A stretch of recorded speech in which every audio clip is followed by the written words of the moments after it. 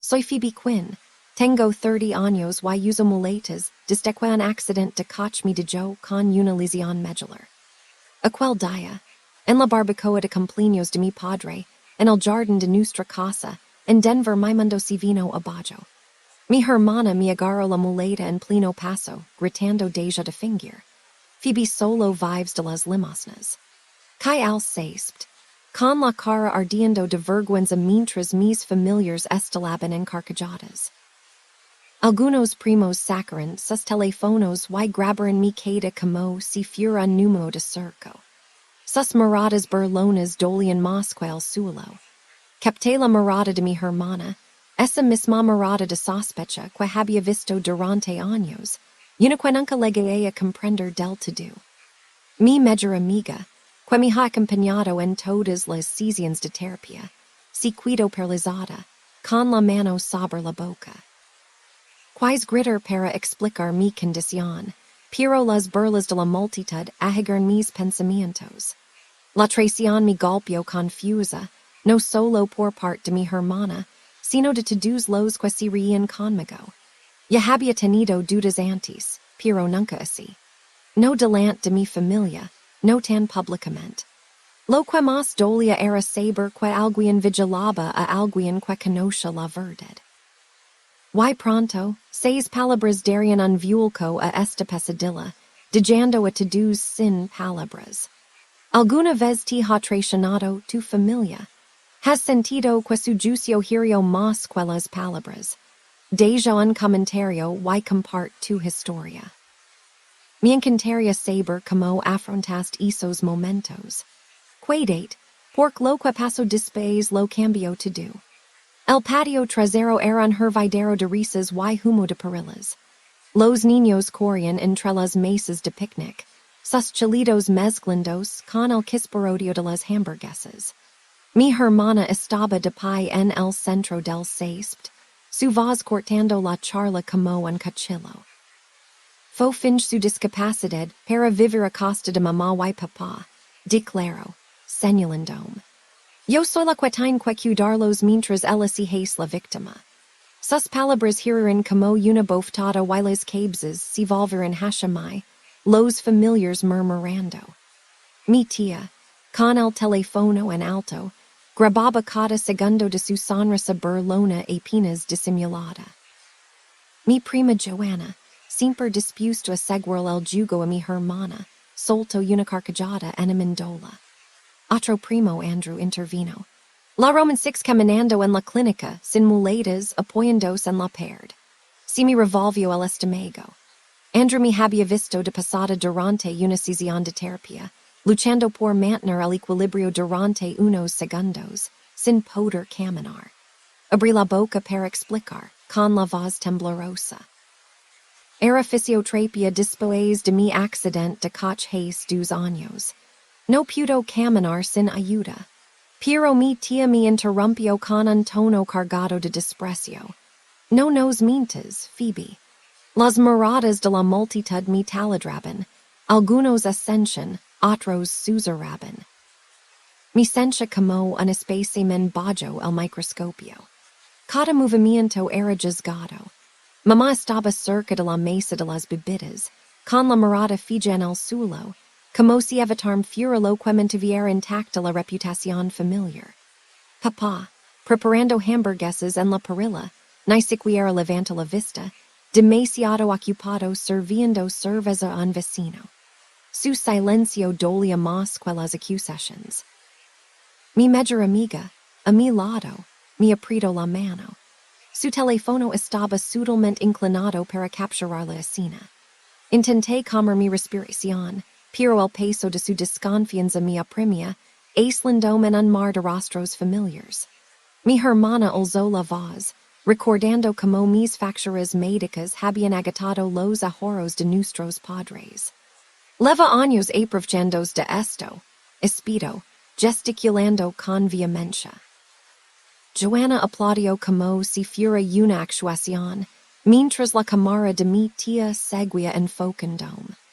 Quería gritar para que vieran la verdad, pero las palabras se me atragantaban. Andrew insistió, Jurando que mi vea bien en la clínica.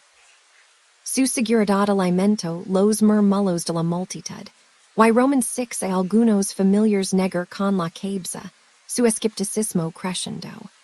Me apoyé en la muleta que me quedaba, con los nudillos blancos.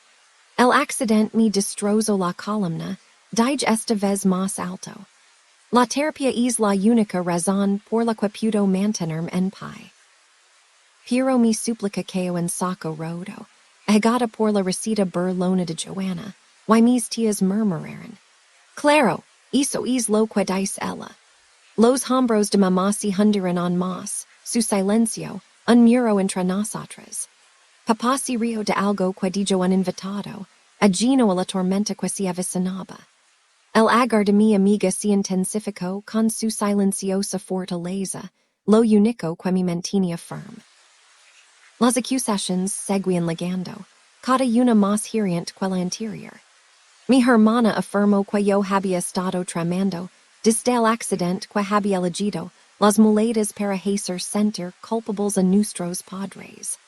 Sus palabras me pintaron como una estafadora, no como una hija luchando por recuperar su vida. La risa de Joanna resonó de nuevo, y Andrew asintió, repitiendo su historia sobre la clínica. El teléfono de mi tía no se movió, captando cada uno de mis gestos. Sentí como la multitud se cernía sobre mí, juzgándome, asfixiándome. Escudriñé los rostros a mi alrededor, buscando un aliado, alguien que me creyera. Mamá evitaba mi mirada. Su necesidad de mantener la paz era mayor que su papel de protectora. Papá arrojó otra hamburguesa a la parrilla, dándome la espalda. Mi amiga susurró. Lo arreglaremos, con voz firme a pesar del caos. Me aferré a sus palabras, pero la soledad era abrumadora, como estar atrapada en una habitación llena de desconocidos. La voz de mi hermana se elevó, exigiendo que admitiera haber fingido. Sus acusaciones resonaron en el patio, atrayendo más miradas. Abrí la boca, lista para defenderme, cuando una sombra se movió al borde de la multitud. Alguien había estado escuchando, alguien que sabía la verdad. Una presencia serena avanzó, dispuesto a cambiarlo todo. Una voz se abrió paso entre la multitud, tranquila pero firme. El doctor Stephen Brooks, amigo de mi padre desde hace mucho tiempo y mi fisioterapeuta, dio un paso al frente, imponiendo un silencio sepulcral. Le puso una mano en el hombro a mi hermana, con la mirada fija. No está fingiendo. Pudo probarlo, dijo, rompiendo la tensión con sus 6 palabras. Momentos antes, en el patio trasero, una cacofonía de acusaciones se había apagado en un silencio inquietante. Los familiares se quedaron paralizados, con el rostro congelado, entre la sorpresa y la incertidumbre. Mi tía bajó el teléfono, su sonrisa burlona desaparecida. Mi prima Joanna se tapó la boca con la mano, acalando su risa interior. El doctor Brooks sacó su teléfono con movimientos deliberados. Grabó las sesiones de mis pacientes para hacer un seguimiento de su progreso, explicó con voz serena. Esto es del martes. Tocó la pantalla y se reprodujo un video donde se me veía en su clínica, luchando por caminar con mis muletas. Me temblaban las piernas. El sudor me perlaba la frente y cada paso era una batalla. La gente se inclinó hacia adelante, con los ojos fijos en la grabación. La verdad era innegable. No estaba fingiendo. Ladrá, Brooks miró al grupo. Si alguien lo duda, les mostraré su historial médico. Mi hermana palideció, su valencia se desmorona. Solo intentaba approachar a nuestra familia, tartamudeo, con la voz apenas audible. Su excusa sonó hueca y nadie respondió. Mi tía se removió incomoda, guardando el teléfono. Joanna bajó la mirada, con las mejillas sonrojadas. Andrew, que había jurado verme caminar, se quedó rigido, sus certeza hecha añicos. La conmoción de la multitud era palpable. Su juicio interior había sido reemplazado por una pesada culpa tacita. Murray el video, cinchando un alivio inmenso. Durante años, había luchado por demostrar mi condición, y ahora la verdad estaba al descubierto. Pero el alivio estaba tenido de ira. Ira contra mi hermana, por lidrar esta cruzada contra mi familia, por creer tan fácilmente. Porque había hecho falta que una desconocida mi didra hizo, para que vieran que mi mejor amiga me apretaba la mano confusa. Pegaron por esto, susuro con voz baja pero firme. Asentí con la mandíbula tensa, sintiendo como la rabia me consumía el pecho. El Dr. Brooks pasó el video, recorriendo con la mirada la multitud. La lesión de fue Israel, dijo con un tono que no admite réplica. Su daño en la columna requiere terapia continua. Ha luchado más de lo que cualquiera de ustedes imagina. Sus palabras resonaron como un veredicto y el silencio se hizo más profundo. Mi tía evitó mi mirada. Su disdain interior había sido reemplazado por inquietud. Joanna se llevó la mano a la boca, con una expresión indescifrable. Mi hermana intentó hablar de nuevo, pero sus palabras se trabaron. No quais lastimar a nadie, dijo, pero su voz sonaba apagada. Miré a mamá, esperando alguna señal de apoyo, pero se quedó paralizada, con el rostro desencajado por la vergüenza. Había guardado silencio para evitar problemas, y ahora ese silencio se sentía como una traición. Papá, junto a la perilla, me miró con el ceño fruncido, pero no dijo nada. Su inacción me recordó con amargura que había estado sola en esta lucha. El susurro de mi mejor amiga resonó en mi mente, fortaleciendo mi determinación. No se trataba solo de demostrar que estaban equivocados. Se trataba de justicia. El Dr. Brooks se giró hacia mí, con una mirada amable pero firme. No tienes que quedarte aquí, dijo en voz baja. Asentí, aferrándome mi muleta, sintiendo el peso del momento. La multitud se apartó un poco, sus rostros reflejaban arrepentimiento y incomodidad. Mi hermana extendió la mano, temblando. Orina, por favor, empiezo a decir, pero negué con la cabeza con voz firme. Ya has dicho suficiente. Bajó la mano y retrocedió, con los ojos brillantes. El video lo había cambiado todo, exponiendo no solo la crueldad de mi hermana, sino también la predisposición de la familia a dudar de mí. Me sentí más libre, liberada de su escepticismo. Pero la ira persistía, aguda y inflexible. Mi mejor amiga se mantuvo cerca, su presencia una silenciosa fortaleza. Sabía que había grabado cada momento con su móvil, pruebas que necesitaríamos más tarde. El silencio de la multitud me siguió, su conmoción contrastaba fuertemente con sus burlas interiores. El Dr. Brooks señaló la puerta, con voz baja. Vamos a sacar de aquí. Di un paso, apoyándome firmemente en la muleta a pesar del césped irregular. Los rostros de mi familia se desvanecieron en el fondo. Su juicio ya no me pesaba. Estaba listo para dejar todo esto atrás. El Dr. Brooks me guió hacia su coche, con Naomi siguiéndome de cerca. La grava crujía bajo mis muletas mientras el Dr. Brooks me alejaba del patio trasero, con su mano firme cerca de mi codo. Mi mejor amiga, Naomi, caminaba a mi lado, con la mirada lina de lelted. No los necesitas, dijo con voz suave pero firme. Sus palabras me tranquilizaron, rompiendo el caos de la teca. Detrás de nosotros, los pasos apreurados de mi hermana resonaron sobre el césped. Pis espera, gritó con tono desesperado. Me detuve agarrando confusa mi muleta, y me giré para mirarla. Tenía el rostro enrojecido y los ojos muy abiertos. Solo intentaba ayudar a mamá y papá, dijo apresuradamente. Sabes todo lo que he hecho por ellos. Su excusa sonó evasiva, a una débil protección para sus actos. Negué con la cabeza. Mi voz se estabilizó a pesar de la tormenta interior. Te equivocas, pero no es tu culpa. Abrí la boca y la cerró, dejando caer las manos inertes. Mi jure, sinchendo como el peso de sus palabras si disvenencia mientras mi dirija al coche. Los familiars si quedaron paralizados, su interior confianza reemplazada por la incomodidad. Mi tía Clara apretaba el teléfono confusa. El video que había grabado on contenía una amenaza silenciosa. Algunos primos desvieron la mirada, con el rostro tenso por la inquietud. Joanna y Andrew permanecían entre ellos, en silencio, sus acusaciones interiores resonando ahora como un eco lejano. El Dr. Brooks abrió la puerta del coche, con expresión tranquila pero firme. Te llevamos al hospital para que te revisen. Dijo con voz suave y tranquilizadora. Asentí, deslizándome en el asiento trasero, con Naomi acomodándose a mi lado.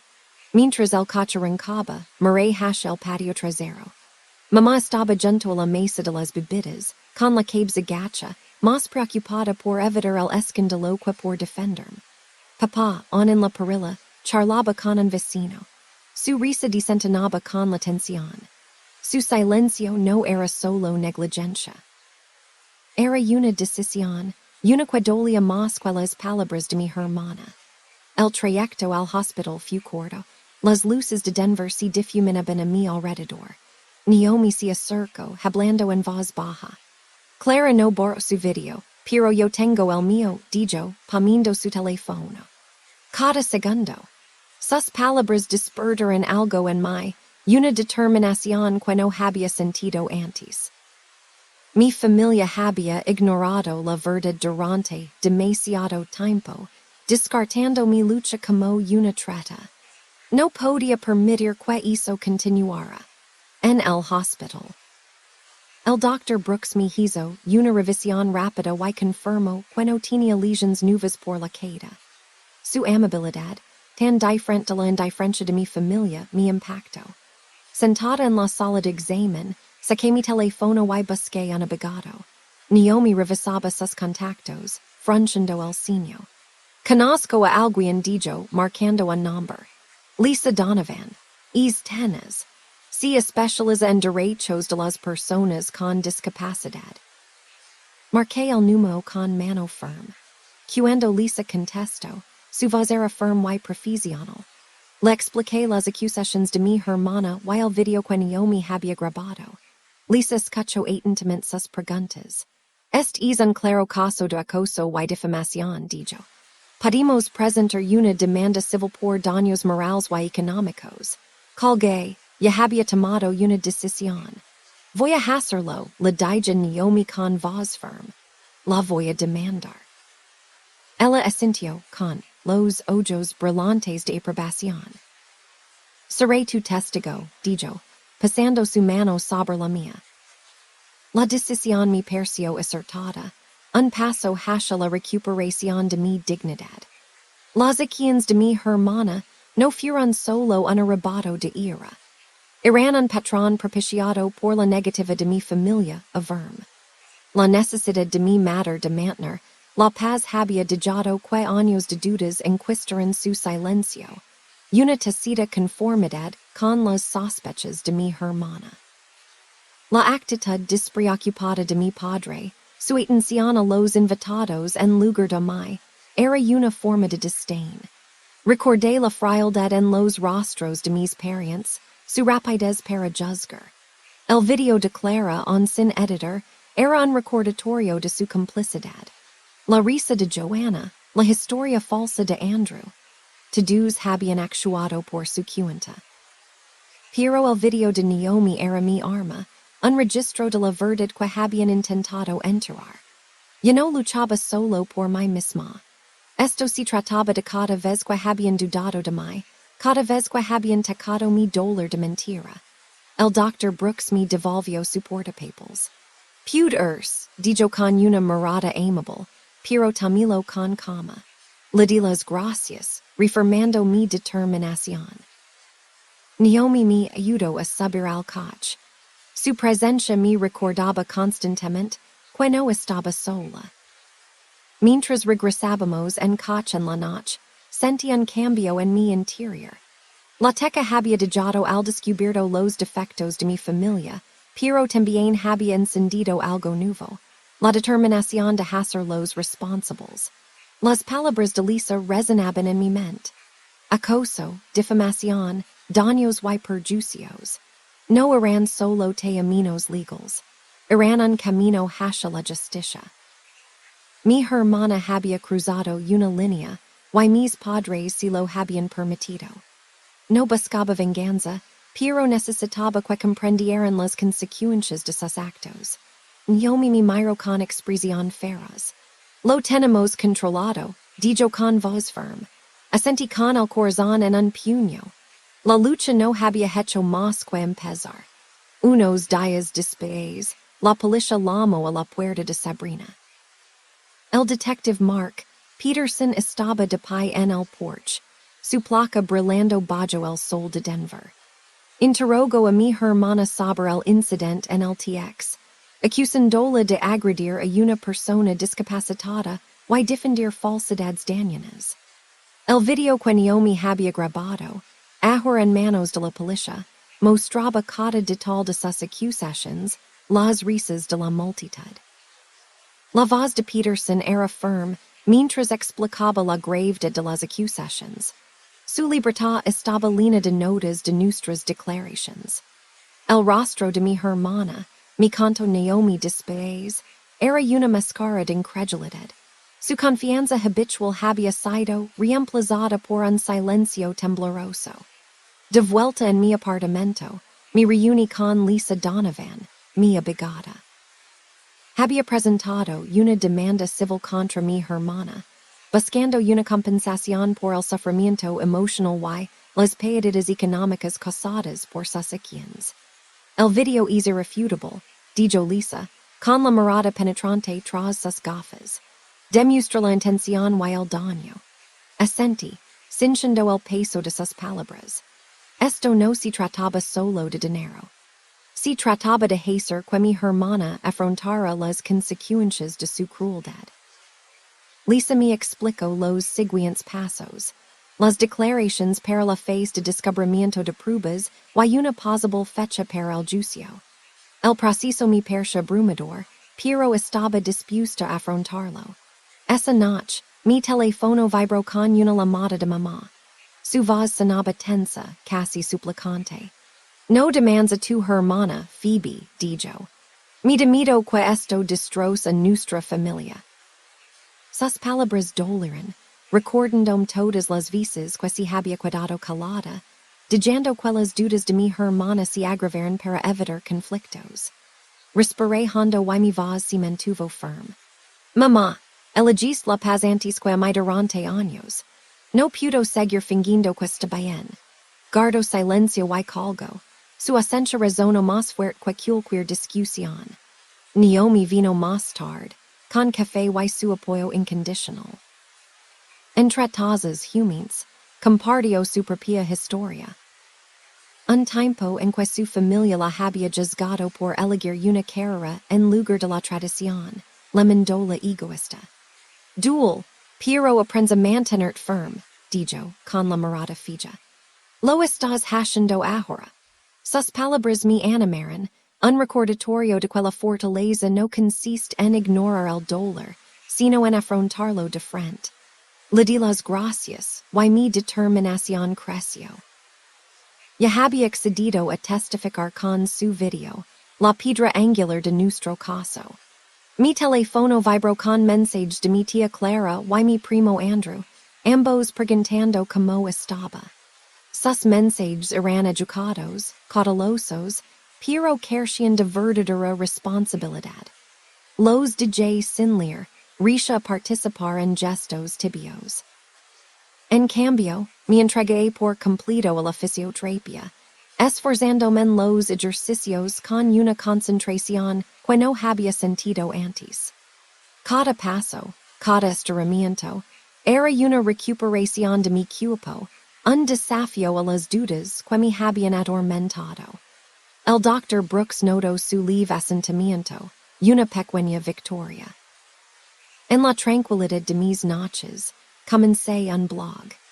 Al principio, era solo uniforme de prosar el trauma, de expresar con palabras el dolor de sentirme incomprendida por mi propia familia. Escribí sobre el momento en que caí, no con vergüenza, sino con claridad, como expuso la fragilidad de la confianza. Describí el peso del silencio de mi madre, la indiferencia de mi padre, la rapidez con que la gente juzgaba. Las palabras brotaban crudas y sin filtros. Cada publicación era un paso hacia la sanación.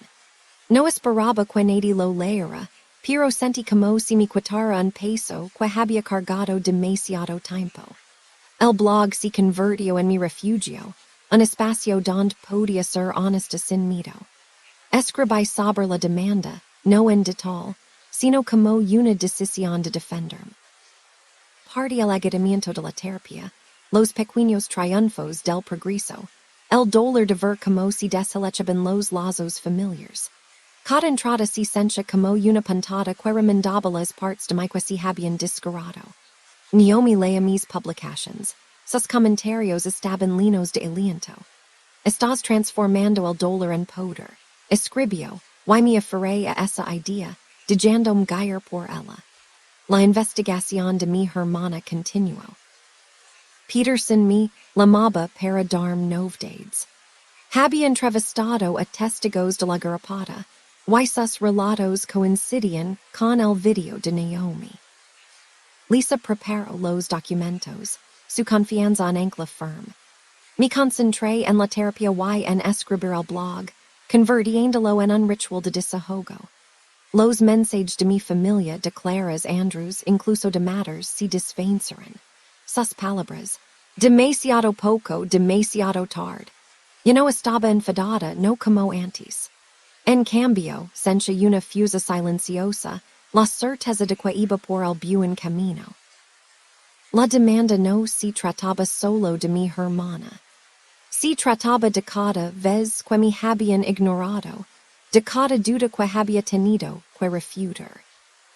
Escribir el blog me ayudó a comprender que estaba transformando mi historia en algo más grande que yo misma.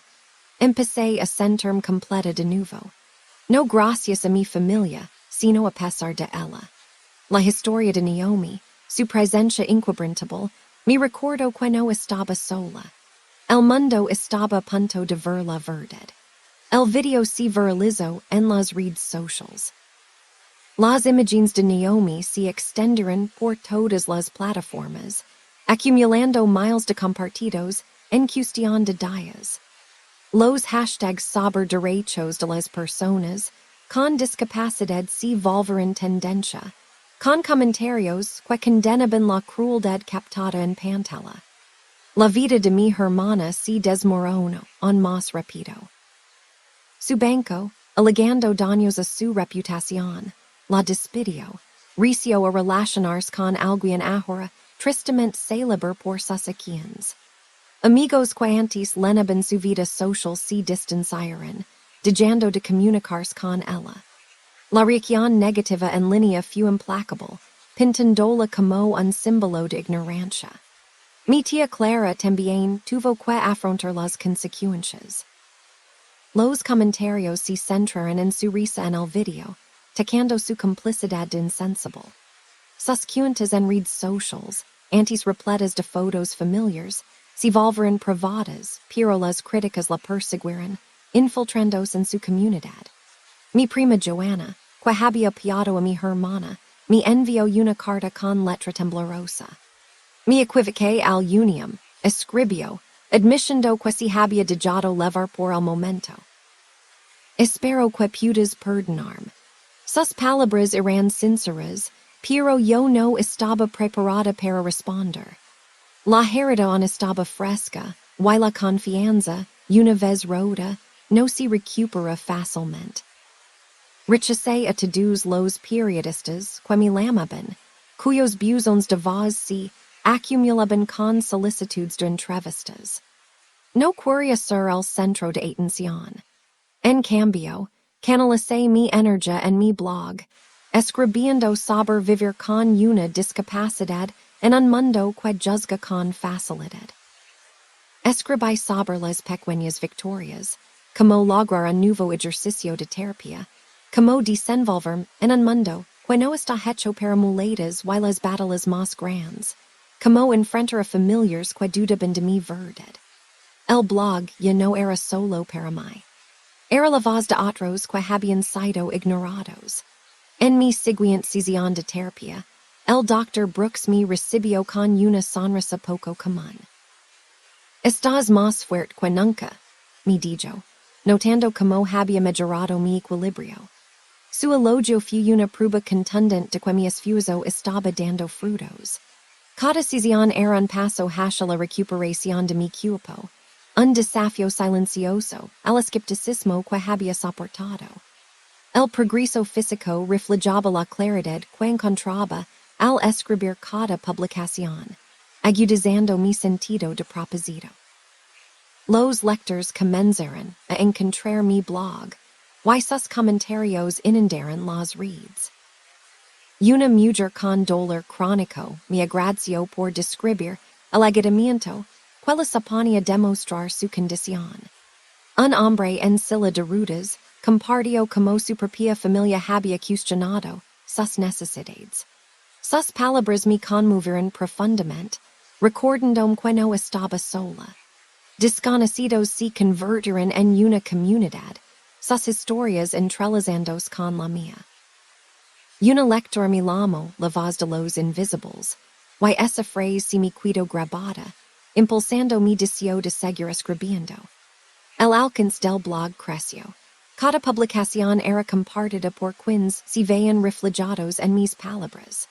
La intención fue conmovedora, pero no eliminó la distancia entre mi familia y yo. La llamada de mamá resonaba con su súplica de proteger a mi hermana, un recordatorio de sus prioridades. El silencio de papá, su atención a los invitados, se sentía como un muro infranqueable. Incluso la carta de Joanna, aunque sincera, no pudo borrar años de dudas. No los odiaba, pero no estaba lista para reconstruir lo que habían destruido. Mi propósito ahora residía en los lectores que encontraron fortaleza en mi historia y en las sesiones de terapia que me impulsaron a seguir adelante. Naomi, siempre mi ancla, me mantuvo con los pies en la tierra. Me escribía para traerme comida para levar y contarme historias para animarme. Estás construyendo algo real, me dijo una noche, mientras leía los comentarios de mi blog. Sofía en mi era inquebrantable, a diferencia de la familia, que había flaqueado. Ella también había afrontado sus propias batallas, me recuerdo, y había salido fortalecida. Sus palabras me guiaron, impulsándome a seguir adelante. La demanda prosiguió. Lisa Donovan me mantenía al tanto con correos electrónicos concisos.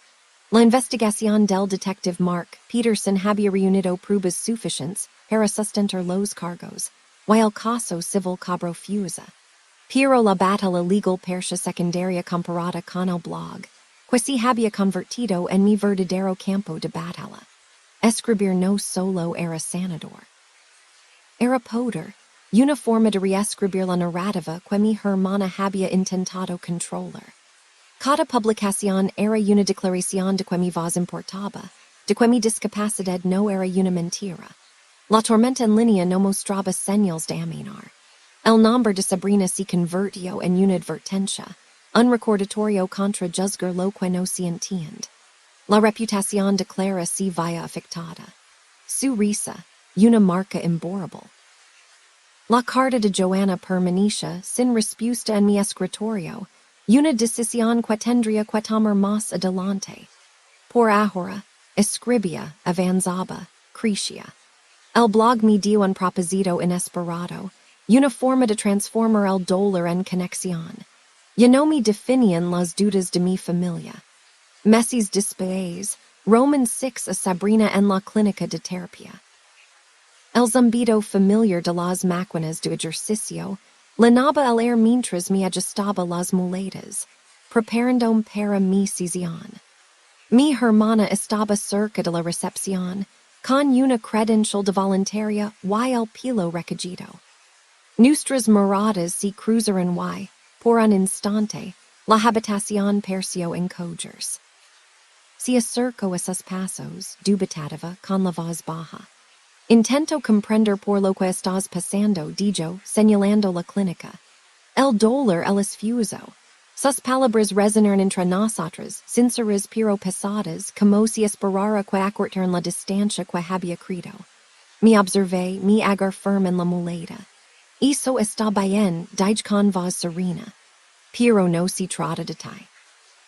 Sin esperar su respuesta, me dirigí a la sala de terapia. Mi atención se centraba en los ejercicios que me esperaban. No miré atrás. El peso de su presencia se desvanecía con cada paso. Naomi, que había venido conmigo, me alcanzó con los ojos brillantes de aprobación. Lo hiciste perfecto, dijo con voz cálida. Su apoyo era una fusa silenciosa, un recordatorio de que no necesitaba la aprobación de mi hermana para seguir adelante. En la sala de terapia, seguí con mi rutina. Cada movimiento era una prueba de mi resiliencia. Mi blog se había convertido en un salvavidas. Sus palabras me conectaban con otras personas que comprendían mi camino. Los correos electrónicos de lectores. Personas con discapacidades, enfermedades crónicas y luchas invisibles legaban a radios a diario. Una joven escribió sobre cómo ocultaba su condición para evitar ser juzgada. Un veterano compartió cómo mis publicaciones le habían dado el valor para alzar la voz. Sus historias se entrelazaron con la mía, creando un tapiz de fortaleza compartida. Yo no estaba sola. No como antes rodeada de mi familia, pero invisible. De vuelta en mi apartamento, encontré un mensaje de mamá. ¿Cómo estás de salud, cariño? Decía con un tono suave pero distante. Me quedé mirando la pantalla, el mensaje, un leve eco de conexión. No me había presionado para que retirara la demanda, pero su silencio durante esos años de duda persistía. Colgué el teléfono, sin responder al mensaje. Mantener la distancia no era ira, era claridad. Una decisión para aprovechar la vida que estaba construyendo. La ausencia de mi familia ya no me definía. Mis lectores, mi escritura, mi progreso sí. El Dr. Brooks notó el cambio durante nuestras sesiones. Te mueves con confianza, me dijo una tarde, mientras me observaba realizar un nuevo ejercicio de equilibrio. Sus palabras no se referían solo a mi cuerpo. Reflejaban la seguridad que había encontrado en mi voz. El blog me había brindado una plataforma donde mi verdad no necesitaba defensa. Escribía sobre la clínica sin mencionar a mi hermana, sino centrándome en el arduo proceso de recuperación, en los pequeños triunfos de cada día. Los lectores respondían con sus comentarios como un coro de ánimo, instándome a seguir adelante. Naomi me acompañaba a menudo a la clínica. Su presencia era un consuelo constante. Tomando un café después de una sesión, sonrió mientras leía mi última publicación. Eres imparable, me dijo. Su orgullo era evidente. Había estado ahí en cada paso, desde el tratamiento hasta la demanda, sin vacilar jamás. Su fe en mí reflejaba el apoyo que encontraba en línea. Una comunidad que me veía por quien no era, por lo que mi familia suponía. La demanda en en curso, perciò un ruido de fondo. Ahora, Lisa Donovan enviaba actualizaciones.